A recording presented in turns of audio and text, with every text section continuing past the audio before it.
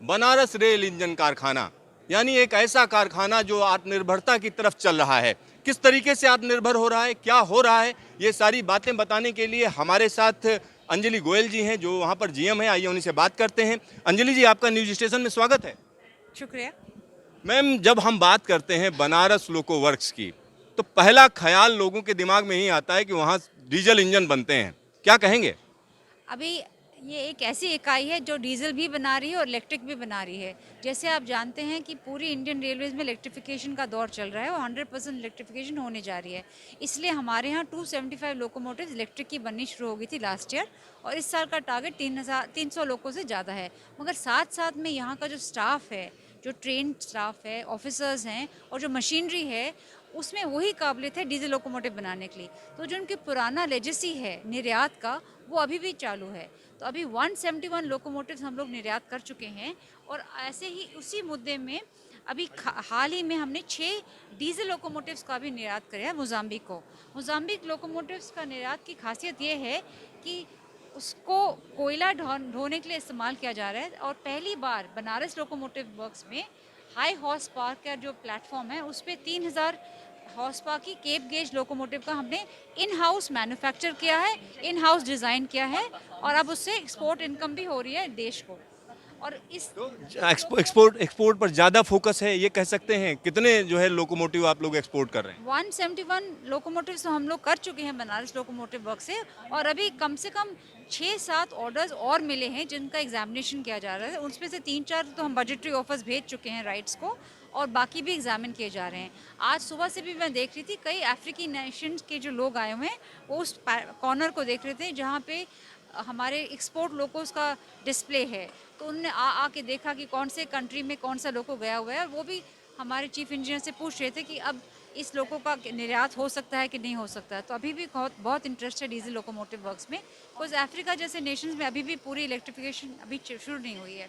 Ma'am, एक और सवाल पैदा होता है जब हम बात करते हैं डीजल लोको की। हर जगह जो है इलेक्ट्रिफिकेशन चल रहा है और सरकार का टारगेट है कि जल्द से जल्द पूरा कर लिया जाए। तो आने वाले दिनों में इतने ढेर सारे लोको, इनका होगा क्या?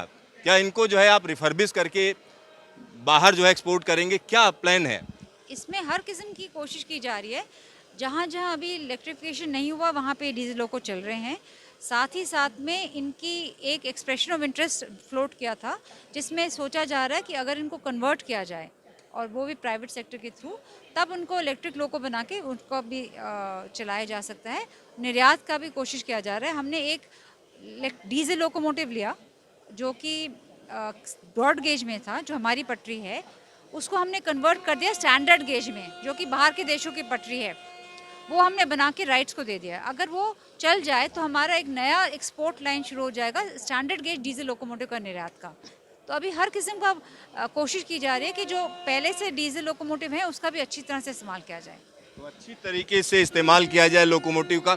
और मैम, आप कह रही थी कुछ इंजन जो है जिनमें लोगों का इंटरेस्ट है, खासतौर पर अफ्रीकन्स का इंटरेस्ट है। अगर हम उसको देखें तो यहाँ पर उन इंजन्स को यहाँ पर प्रदर्शित किया गया है। ये इसलिए करा गया ताकि उनको पता रहे कि कौन सा लोकोमोटिव कौन से देश में गया थे। तो उस तरफ से देखेंगे तो कहीं लिखा है सूडान, कहीं लिखा है तंजानिया। जैसे ये लोकोमोटिव है, ये मोजाम्बिक गया है, हाल ही में गया है। तो ये मोजाम्बिकन लोगों को देखते हुए, ये पहले वाला मोजाम्बिकन था और अब ये हाल फिलहाल का है। इसको अभी से ये कोला ढो रहा है, तो इसलिए ये लोग आके देख के गए हैं कि क्या उनमें भी रुचि है कि और ऑर्डर्स हमारे ऊपर प्लेस करेंगे। तो सारे स्पेसिफिकेशन दे के गए हैं। उम्मीद करते हैं कि और भी इंटरेस्ट आएगा इससे।